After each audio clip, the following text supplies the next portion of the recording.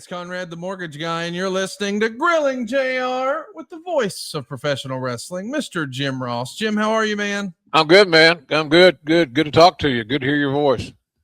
Good to hear you, man. We are excited to be catching up with you today. There's been some big news happening in the wrestling world, but before we get into that, I thought, hey, let's talk about college football. Since you and I spoke, we finished the college football playoff. Next week is the championship game. Somehow, some way, Indiana absolutely devastated their opponent. They're cruising into the championship game now. But I think a lot of people were really happy with that Miami Ole Miss game. One of the better playoff games I remember seeing. What did you think of the playoffs last week, Jim? Oh, some great games. Some great games. If you're a fan of college football, you need to be in front of your television for that stuff. And it's coming down to the wire now as far as the playoffs are concerned, and Miami and Indiana and all that stuff. It's funny, Indiana is a favorite, and they should be. But boy, this whole thing is crazy. You know, I didn't know that. I knew Indiana was good, but I didn't know they were that good. And they are. They're legit. So we'll play it. Let it play out. So good. There's a good TV on. Good stuff on TV the next few days involving college football and the NFL playoffs. So it's all good stuff, man. If you're a football fan, this is a good time of the year to be a football fan. Totally agree. I wanted to get your take on Curt Cignetti's approach. He's built one hell of a roster at Indiana, and you, of course, built perhaps the most famous and legendary roster in the history of wrestling. Yeah. And Cignetti has basically said he values production more than potential. So the average age on his roster for this Indiana team is 23 years old. Meanwhile, there's NFL teams where the average age is 25 years old. So he's playing a lot of 4th, 5th, and 6th year seniors who have a lot of playing time and a lot of experience. And I'm curious, from your standpoint, you know, when you try to make a wrestling parallel, was there a necessary mix of production versus potential? Like, we need some seasoned vets, but we've also got to build for the future, that sort of thing? Yeah, you got to take that into consideration, that question. It's a crapshoot no matter what the hell you do. You hope somebody doesn't go crazy, become insane all of a sudden, become a high maintenance person. So, but he's done a hell of a job recruiting. He knows what he's doing, and I appreciate his expertise because he obviously is a great judge of talent, and that's you can't discount that. It's a big deal. It's really a big deal. So, and we'll see how it all plays out. You know, quite frankly. So it'll be fun to watch, and it's just funny. You know, it's funny. The Indiana and Miami are playing in Miami. Yeah. So that's an element that we haven't taken into consideration that much. So I'm happy that they're doing well. You know, my friend Kevin Wilson was the head coach at Indiana for a while before he left and went to Ohio State as an offensive coordinator. But he's now my neighbor here in my neighborhood in Norman. So we'll see how it works out, man. It's got to play out. It's got to play out. How that's going to work out is anybody's guess. But I would say that, you know, Indiana, I think Indiana is favored by 7 or 7.5 or something like that. That's right. So it'd be hard to bet against Indiana. They've been on this great roll, and we'll just have to see how it plays out. Because, as I said numerous times, let it run its course. And let's see what we got at the end of the race. It's going to be interesting, you know, from a wrestling perspective. It's like Mike Dawkins, our gimmick attorney.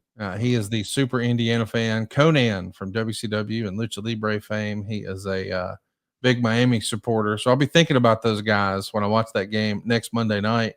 I'm sure it's going to be a blast, but I also want to ask you about what happened this past Friday night. Big news out of WWE. Cody Rhodes lost the world championship. Or I guess it's called the Universal title. Drew McIntyre is the new champ. Jacob Fatu returned. He interfered and attacked both men inside of the cage, but damn it, somehow, some way, Drew McIntyre escaped the cage and he walked away with some new hardware. Were you surprised to see Cody's run come to an end with the world championship? I was a little surprised. Not saying it, I didn't like it, but I was surprised that it occurred. So I'm sure that as the cycle evolves, that Cody will get another shot at the title, and will be champion again someday, maybe sooner than later. But I don't think he had a one-off. He's got he'll be back on the throne sooner than later, I'm thinking. As folks are listening to this, last Wednesday, according to Dave Meltzer, he's reporting that the plans for WrestleMania changed. Now, he didn't exactly reveal what changed and what it was and what it is, but apparently there were some changes. And lots of people were suggesting that perhaps they were going to do Cody and Roman again. When you think back on all of your WrestleMania experience, was there like a rule of thumb that you remember Vince had? Like, hey, we know our main event and we have it locked in by this date. Was it the Rumble? Was it before? What can you tell us? I think it generally was before the Rumble, because that plays into the hand of the booking, the creative. So I would say that all that creative is still evolving, is still developing. That's why I think that Cody will once again be the champion. When that'll happen, I had no clue. It doesn't matter to me because I don't have a dog in the hunt. But we'll see how it works out. I think it's still a work in progress. So if you're a Cody Rhodes fan, don't become suicidal or anything. Just be patient. And Cody's in good shape. He's healthy. And so, like I said, I was surprised that the change occurred, but I got nothing against Drew McIntyre either. I think Drew McIntyre is a stud, and he's a key player. So I think I would say that WWE is lucky to have Drew McIntyre on their roster, because he's kind of built. If they wanted to change the title for whatever reason, then they got the right guy to handle it. McIntyre's been in the company a long time. He's reliable. He's got name identity. He looks good. Pardon me. So all good, man. It's all good. That's what wrestling's about. The changing of the guard. I wanted to ask you too, Jim. I don't know that you had a chance to see this, but friend of the show, Kevin Nash, was critical in recent weeks about CM Punk, who has the other world title, I guess the new version of the big gold belt. And he was critical of CM Punk for what he called wrestling in a t-shirt. And he didn't feel like that was the way the WWE champion should be presented and that sort of thing. And he was critical of Punk, saying something like, hey, Phil, why not just go to the gym? Now, certain people reacted to that and responded to that. But when Drew McIntyre won the championship, he did have a post on social media of himself wearing the title with no shirt on. And he said, here's a true champion with no shirt. So Drew is at least leaning into the online chatter. Mm-hmm. And I know that Kevin Nash, has always said, and I think he credited Rick Reed for this, that pro wrestling is an upper body business. But some of the bigger draws in wrestling history, like Dusty Rhodes, for instance, was not exactly a physical specimen, but boy, he sure did draw money. Did you have and we know that Vince certainly liked a certain presentation and style. Right. Where do you land on that argument?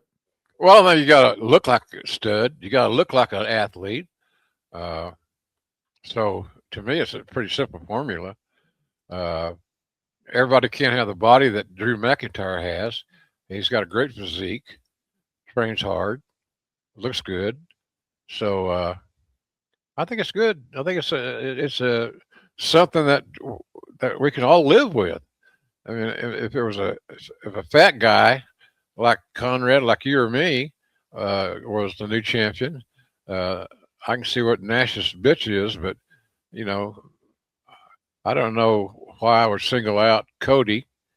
Well, it was Punk he was singling out. Or Punk, I mean, I'm sorry. Yes. So I don't know. It's a head scratcher to me. I mean, Punk's a hell of a hand. He's a great worker. He can have good matches just about anybody you can think of. He can talk about. He could talk his way into the paydays. So that doesn't concern me, quite frankly. It doesn't bother me a bit. So we'll see how it works out. I've said this many times. Let things play out.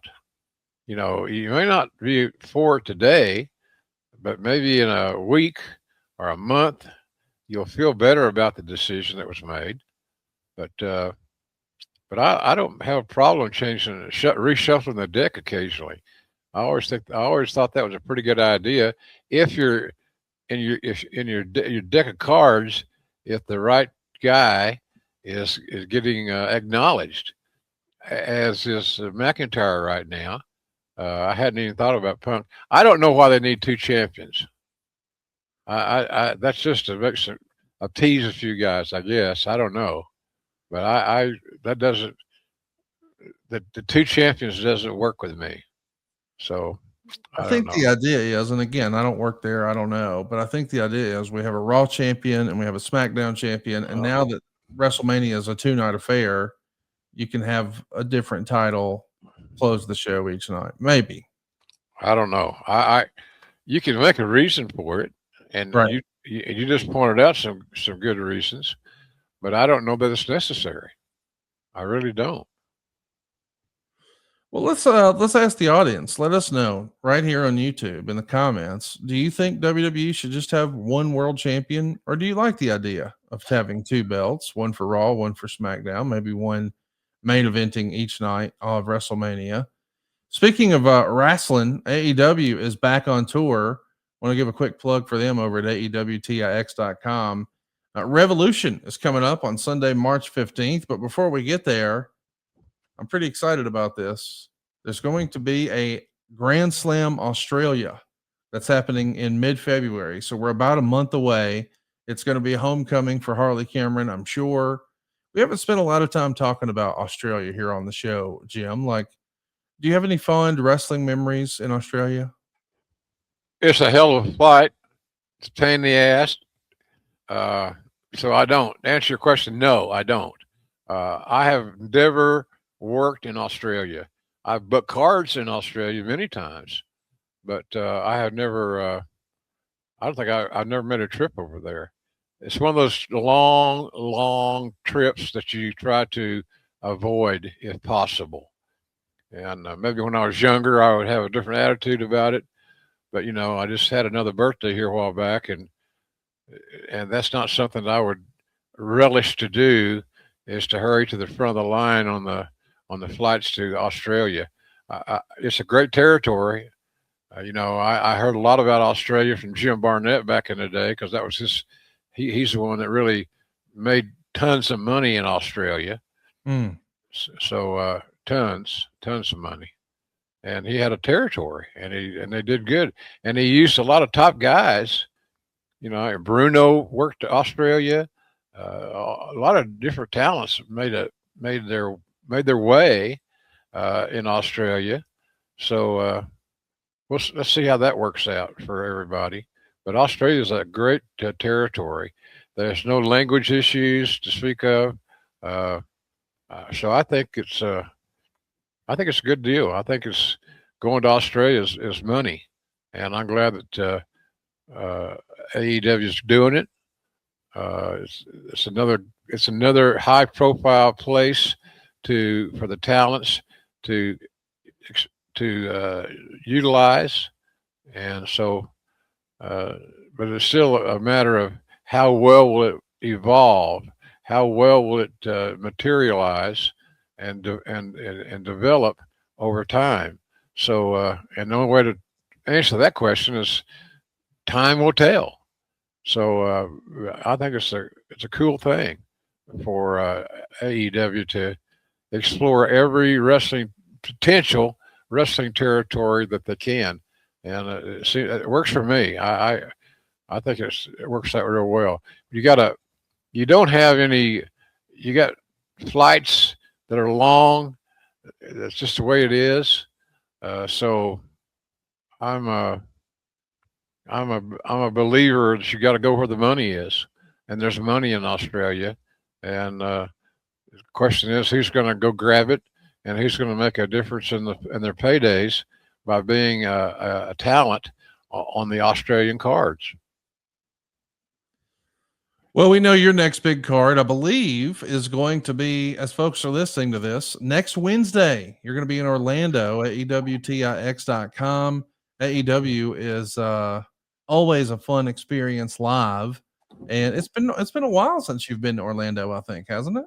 Yeah, it's been a while. I went to a bowl game there with Oklahoma in it a year or so ago, but as far as wrestling is concerned, it's been a while since I've been to Orlando for a wrestling reason.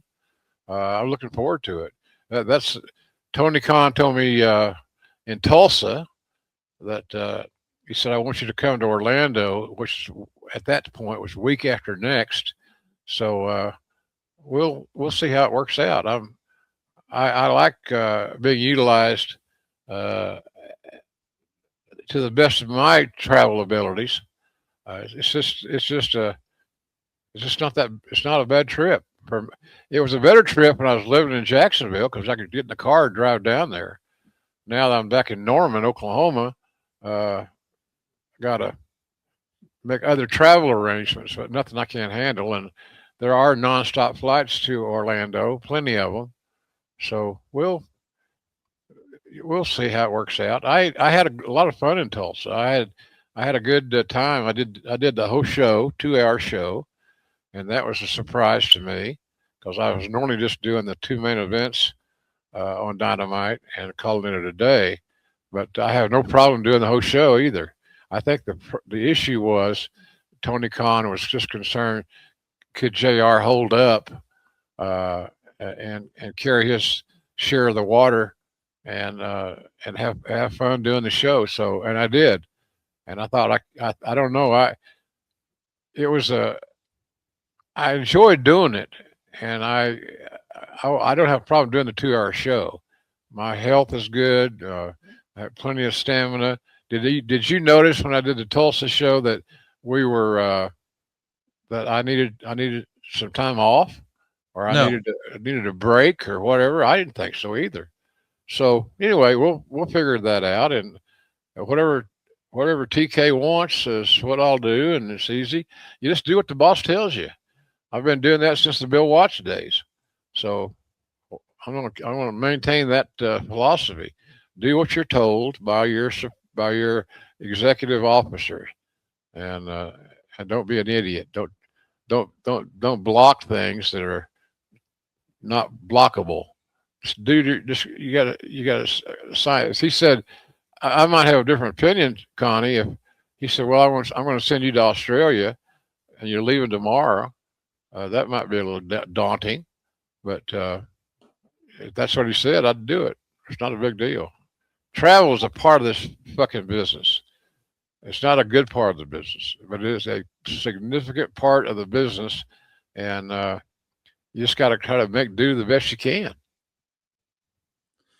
Well, we're looking forward to seeing you do what you do best. Be sure to tune in to AEW Dynamite next Wednesday to hear good old JR. Go see him in person at AEWTIX.com. We greatly appreciate you being here with us on GrillingJR.com today, because we're going to be watching some old wrestling together. Jim's been having a blast calling some old matches, and we thought, hey, why not do that today? So we're going to go back to 1983, June 6th, in fact. We're going to check out a 6-man tag. That's 2 out of 3 falls. Dynamite Kid, Rip Oliver, and the Assassin on one side. Cody Rhodes, Curt Hennig, and Billy Jack on the other side. This is brought to you by Wrestling Legend Network's Barry Owen Presents. You can, of course, watch this and all of the great classics by signing up and using our promo code over at classicwrestling.net. The promo code is Conrad30. That'll get you 30% off when you sign up at classicwrestling.net. And you can watch this anywhere on your Apple device, on your Apple TV, on your Fire TV, on your Roku, on your Google device. Go check it out. You're going to have a lot of fun at classicwrestling.net. And be sure to use that promo code Conrad30. And again, this one is brought to us by Wrestling Legend Network's Barry Owen Presents. When's the last time you watched a Dynamite Kid match, Jim? Oh, long time. I don't even remember the last time. But 83 would have been in his wheelhouse. Yes. So if you like great action and you're in a playoff mode, because you look at the 6-man is loaded with talent. So I'm looking forward to calling it. I haven't seen the match. I didn't preview it, nothing like that. So I'm ready to roll on that deal. Well, without further ado, let's do it, man. Here we go. A 6-man from June of 1983 with Dynamite Kid, Curt Hennig, and more. Oh my! I gotta think this match originated in the Northwest.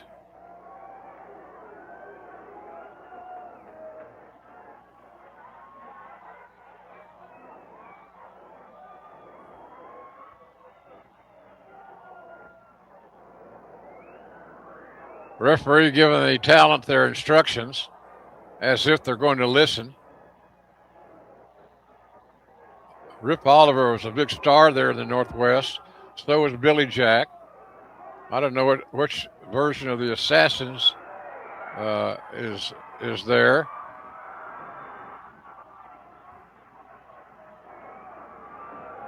Oliver seemingly was a little reluctant to start this match.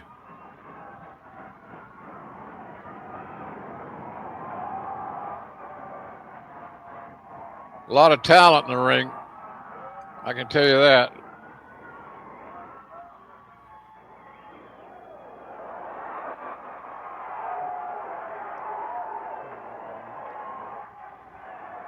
Always mind games ongoing in a 6-man, and we're seeing that here.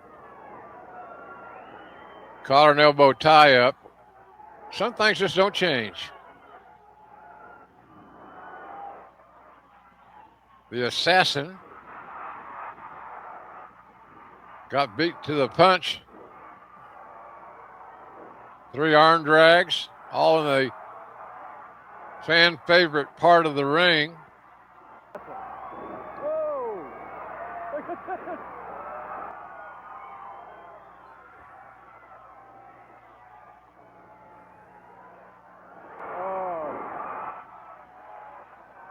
Rip Oliver had a long tenure, established, one of the major stars in that territory back in the day.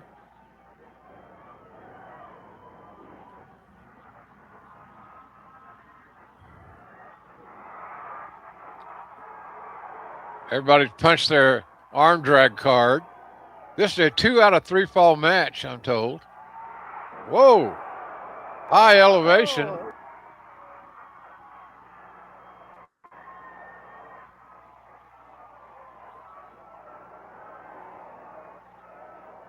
Pretty much basic stuff thus far.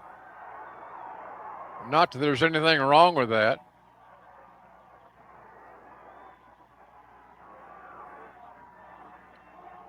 Oliver started out as a heel. He's stayed in the territory long enough to become a fan favorite, which isn't unusual.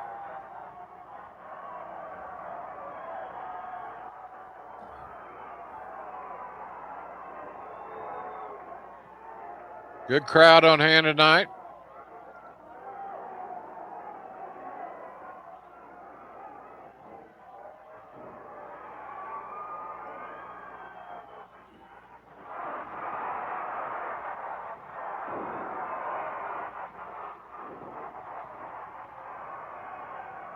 Smart money is to wrestle in your half of the ring as long as you possibly can. And that's kind of what we're seeing here now.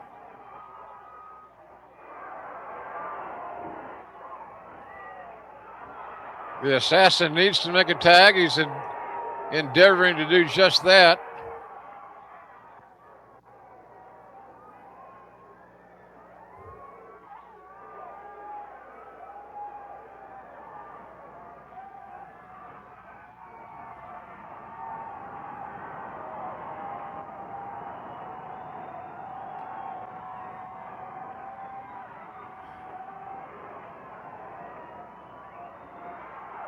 Single leg pickup for a takedown.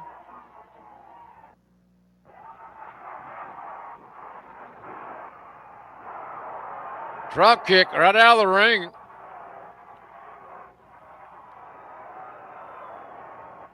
I can tell you from being a former referee back in my younger days, these six-mans are challenging to officiate.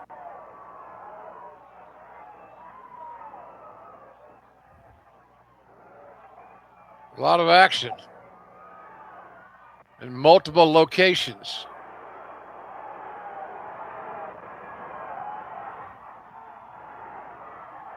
Billy Jack had one of the more marketable and impressive physiques of that era.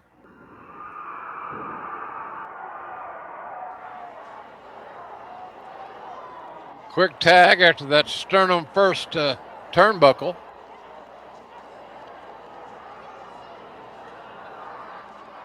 It looks as if, to me, that the fan favorite team has their act together, whereas their adversaries are still trying to play catch up.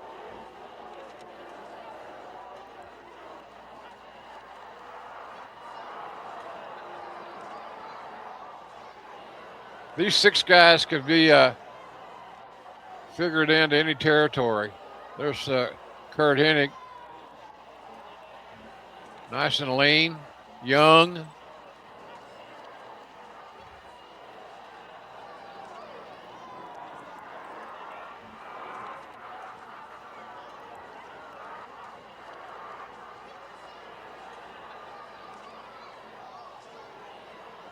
Things getting a little chaotic here.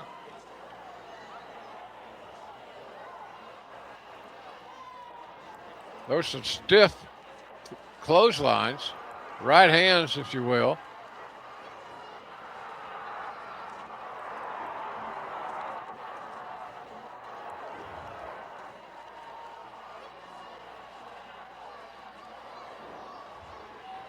That's a very unique referee shirt. Stripes going horizontally, not vertically.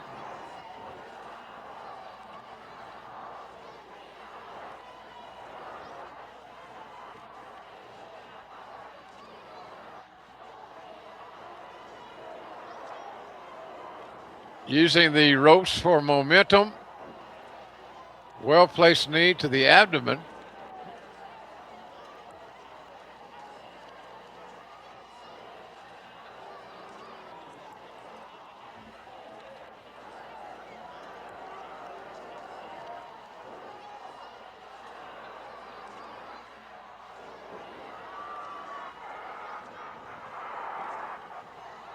That came at an opportune time to reverse that turnbuckle.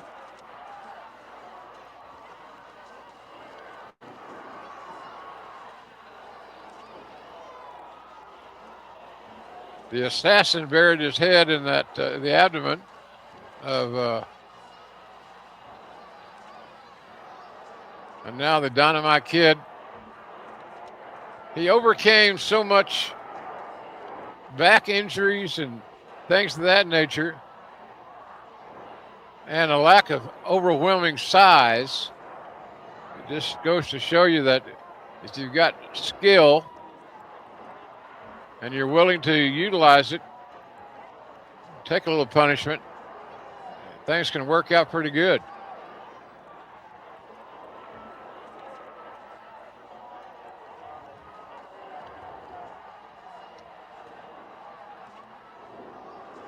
Back elbow.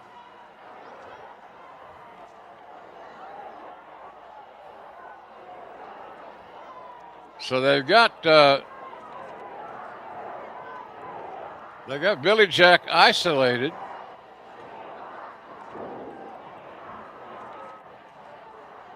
Nice elevation, back body drop.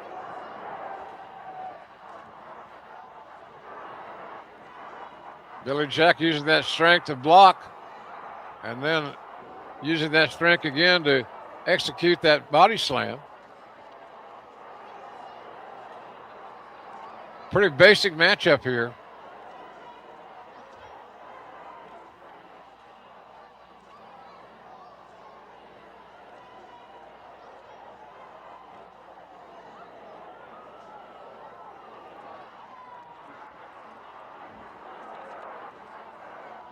Hard shot into the turnbuckle, followed by a clothesline.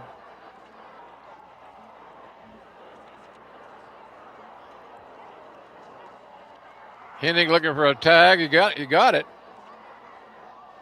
But he got greeted coming in a little abruptly.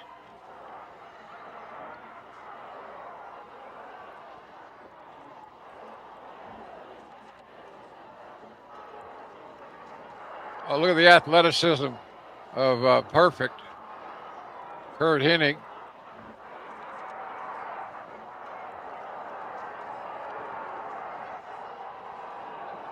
A little chaos here.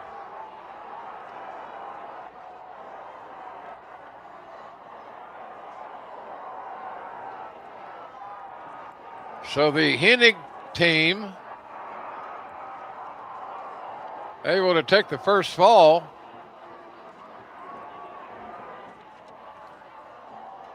Again, this is a 2 out of 3 fall match.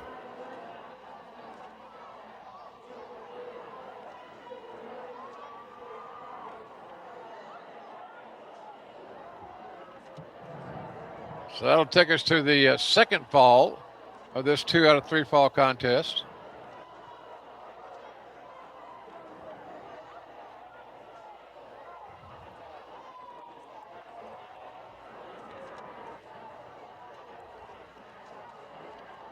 Dynamite Kid and Curt Hennig.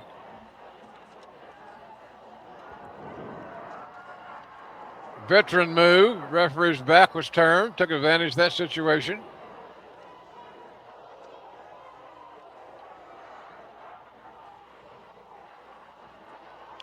Clothesline, if you notice, from the left side.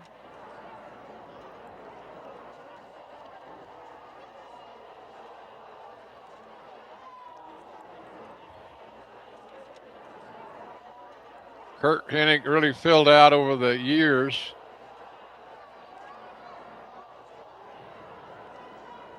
Now Dynamite trying to negotiate an escape and some offense.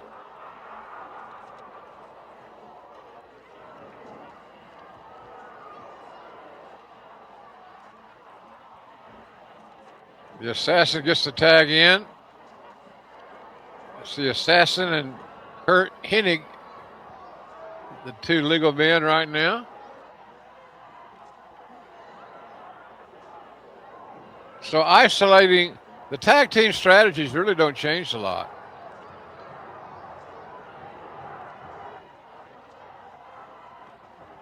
Isolate and destroy.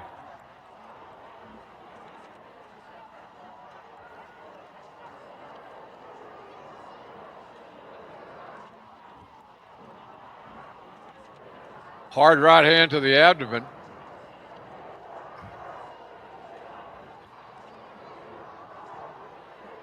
Dynamite's team down a fall in this 2 out of 3 fall affair.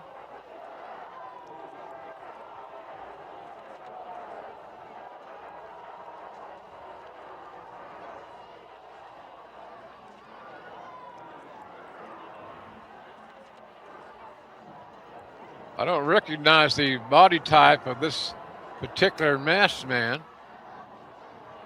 but he's more athletic than a lot of the men that were assassins.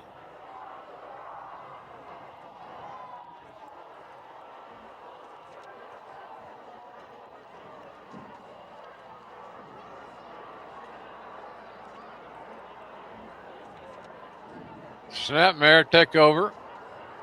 A timeless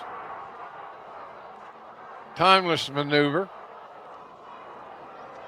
Billy Jack back in. And he elevates the assassin. A lot of strength on display.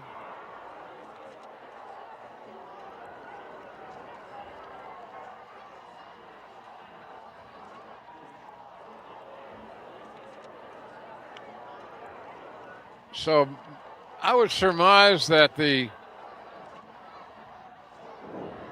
team of the villains, if you could utilize that term, have regained the momentum. And the Dynamite Kid, man, he was never 6'3" or 6'4" and 300 pounds, but he didn't know it.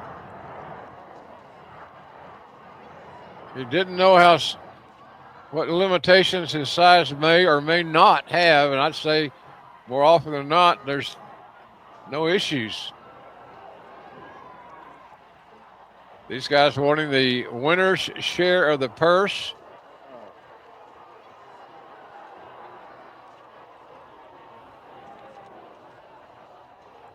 Hard Irish whip in.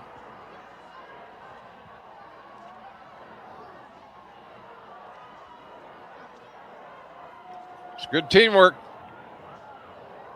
on display in the last few minutes.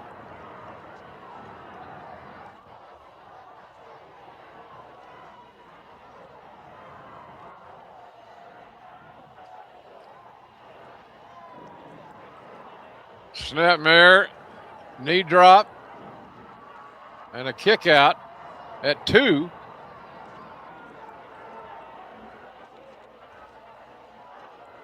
Notice how much this match in the last few minutes have been competed in the corner. A Dynamite Kid just got taken down abruptly and firmly. He's got an arm issue, it looks like.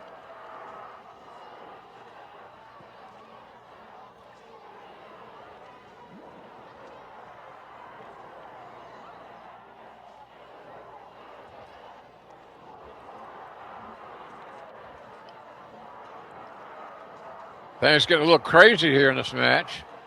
Referee's got his hands full.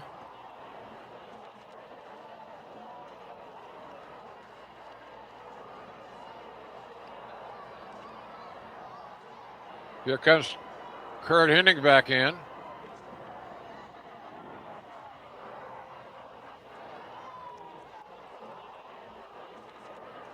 Near fall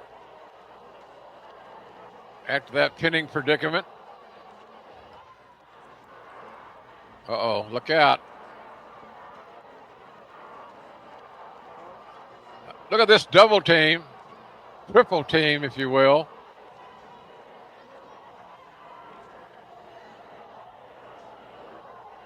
Hennig got planted, to say the least.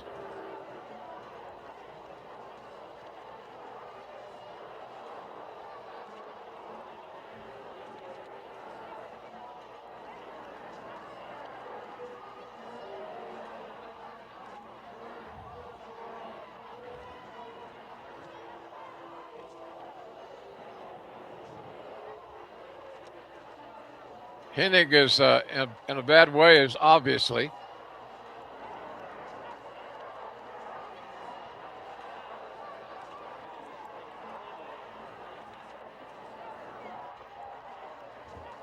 Hennig's teammates are a little concerned, as they should be. Hey, I don't want to say this. I gotta say it. I don't want to say it. Curt Hennig can't talk. I just asked him, and I didn't even want to ask him, and he said, yes, we got to get a stretcher in here. Oh, no. We're going to have to stretcher Curt Hennig out of here. Savvy, there were 3 of them. There were 3 of them. We need a stretcher right now. Hennig wants a stretcher.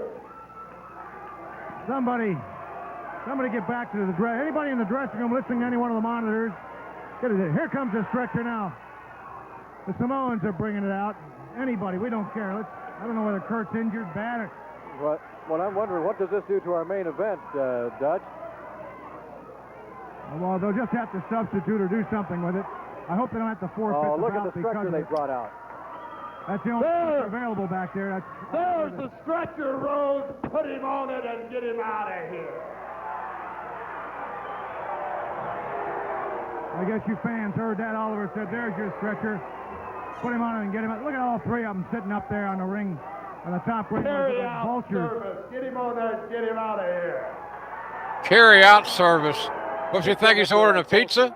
Yeah, had Curt Hennig just received that pile driver, that special pile driver that the Dynamite kid used, that neck breaker, he'd have been all right. But all three of them used their extra added weight and just stomped Hennig into the mat. He's hurt his neck. Oh, be careful, gentlemen. Absolutely be careful, because you never know exactly how serious those neck injuries can be. And any neck injury is serious. We don't like to see this, folks, but it happens. Come on, Rose, get him out of here. Get him out of here. You're next. Fans very concerned, many on their feet. Hold on, boy, get out of here, because you're next. Get out of here. Get out of here. You're next. Get him on out of here. Somebody should probably grab that microphone from Rip Oliver. Let's go, Rose. Get him out of here. Got to make room. Oh, look at that. Oh, they dropped the Rose drop kick out. That kick came across off the top rope. Now he took up on Sandy Bar. They're trying to do permanent injury to. Referee just got wiped out. Really landed hard on Hennig. Rose knocked Oliver off the ring rope. Billy Jack knocked the assassin off, and the Dynamite kid saw a chance and knee dropped. Did you see, while he came off that top rope, Dutch, he was sky high. He almost hit the ceiling. It looked like he came right down on Curt Hennig's neck. Everybody, please get out of the way. We got to get him out of here. We got to get him out of here. I'm sorry, these fans are going but I got crazy. something to say. People are screaming, crying, and this is... Fans very concerned, as they should be.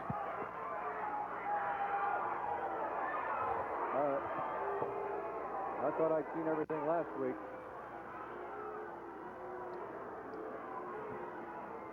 Hennig is... I can't see this match being stopped. Badly hurt right now. That would infuriate this huge crowd here tonight. Please clear this aisle over here and give these gentlemen room to get that stretcher out of there. Get out of the aisle. We have people all over the place. Just, A lot of rhetoric being this place has gone crazy. dispersed. There I'm goes sorry, the stretcher. Donald, these people just wouldn't get out of the aisle. They're standing there. Well, they've got Curt Hennig on the stretcher now, carrying him out. Oh, man. I don't know what this is going to do to our main event. They'll have to substitute Curt Hennig. I have no idea who that's going to be.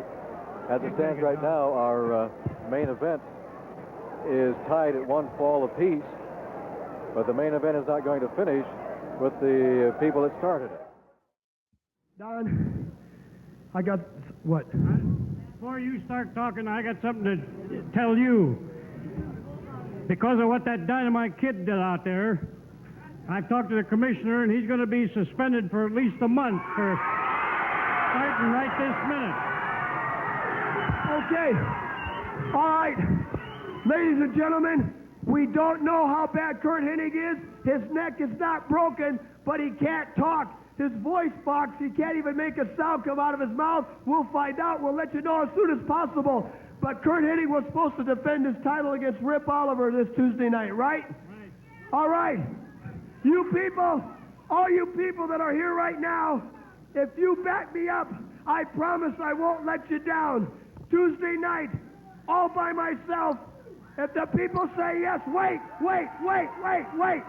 If you say yes, let me have Rip Oliver this Tuesday night by myself.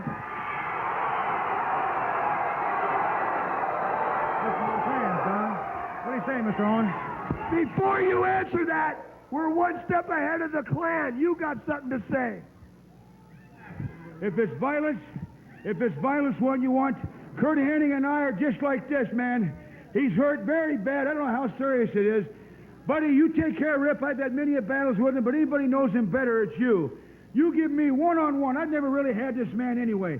You give me the assassin one-on-one, I'll take that mask off Tuesday. So if you give me against the assassin. In other words, a double main event. Tuesday night, you give me Oliver, you give him the assassin, and we'll make a Curt Hennig night right here in the sports arena. Now, if that's what the fans want, why, they can sure have it, because if Hennig can't go through with that title match, well, then you got the match, and it's all right with me. Okay, Tuesday night, you got Oliver, he's got the assassin. Okay, Tuesday night, Rip Oliver, I got you. You can't run. You got the assassin. You get that mask off him. You get the 2,500. And Oliver, I'm going after the core of the apple. I'm going after the engine of the car. I'm going after the leader of the clan. You're going down, Rip Oliver, Tuesday night. Enough said. Back to you, Donald. Jim, what'd you think? That was a little old school wrestling here today. A lot of old school, no doubt about it. And thank God they had a mic, because that kind of made the whole process come together. But it was good. Don Owen, legendary promoter, signed off on what they're going to do for them on Tuesday night. So it was good. It was just a solid, basic pro wrestling match. And you notice that styles are different, trends are different. They're doing things that you don't normally see. But the promoter was there. He signed off on what the talents wanted. That's always a good philosophy. Do what the talent wants and call it a day. It was a tremendous experience. I love watching the old school wrestling. If you're looking for more classic wrestling like that, let me tell you, you can not only see more than you ever imagined, but you can also get a great deal. I'm talking 30% off when you use my promo code Conrad30 over at classicwrestling.net. We greatly appreciate everybody allowing us to show that footage today and celebrate some old school wrestling and some stars from yesteryear. And I don't know, man, it just makes me feel good. Sort of like JR's all-purpose seasoning. I'm real this evening. I'm doing it about 4 days a week with JR's all-purpose seasoning. We put it on our chicken. We put it on our fish. We put it on our beef, our pork. Hell, we've put it on popcorn. We've put it on eggs. You're going to love it. There's something for everybody over at jrsbbq.com. He's got a hot sauce. He's got 2 types of barbecue sauce. He's even got jerky. How about the autographed books, the autographed trading cards? All that and a whole lot more at jrsbbq.com. I saw some people talking this past week about the Chipotle ketchup and the main event mustard. Man, it's good for what ails you. Go check it out. And as JR always says, it costs nothing to look, right, Jim? Yep. It costs not a damn thing. Just check out the site. You're going to see something on there you like. Conrad's awful partial to the all-purpose seasoning, as many of our fans are. So that's a good place to start. We got a lot of great things on there, and like he said, some signed items. So it's all there. Just go look. Like Connie says, it costs nothing to look. I think you'll dig it. I can't wait for you guys to check it out. That's jrsbbq.com. And the end of the month is going to be here before you know it. And I'm headed to Atlanta. We're going to have a blast. Let's take a look. Coming up January 30th, join us for a fantastic wrestling experience in Atlanta with adfreeshows.com. Friday night, it's Promo Class with Tony Schiavone and David Crockett, where you can cut a promo in front of the JCP set from Ric Flair's last match, filmed professionally just for you. Saturday morning, it's time for The Power Plant with Sergeant Buddy Lee Parker and a special guest. Your chance to experience what it's like to get inside a real wrestling ring. Saturday afternoon, WWE Hall of Famer JBL will join us as we gather for the Royal Rumble Watch-Along and the $10,000 game event with Efren, where one top guy in attendance will have a chance to win $10,000. And Sunday, it's time for a WCW tour of Atlanta, guided by the one and only Eric Bischoff. Then we'll hit up the DDPY Performance Center. Bang! And finish the night with a ringside seat for a 1FW TV taping. All this and a whole lot more the first of 3 planned events this year. Make sure to join us as a top guy with an annual membership at adfreeshows.com. You don't want to miss Eric Bischoff's Power Plant Weekend this January 30th.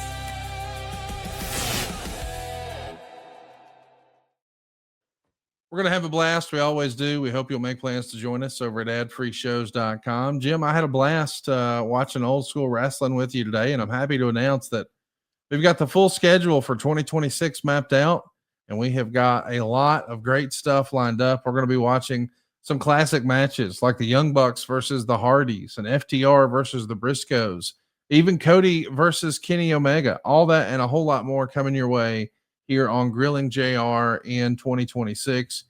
Jim, this was a blast, man, and I'm looking forward to this weekend. Of course, we've got some great wrestling, some great college or some great NFL playoffs, but Monday night, the national championship, college football, it's near and dear to mine and your heart.